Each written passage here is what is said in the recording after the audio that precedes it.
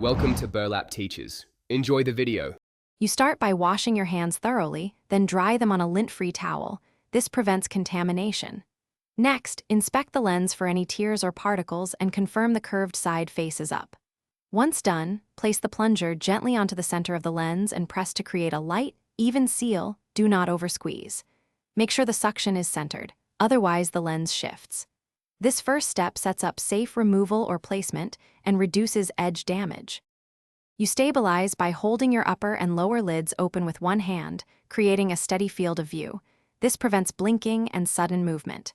Then, with the plunger sealed, tilt it very slightly toward you and lift in one controlled, smooth motion. Hesitation can cause the lens to fold. As you lift, keep the lens flat against the cup to maintain even suction. If you feel resistance, pause and recenter the plunger. Small adjustments save the lens from creasing. You finish by either placing the lens directly onto your eye, aligning it to the pupil, or transferring it into a clean case with fresh solution. If the lens feels dry, re-wet it first.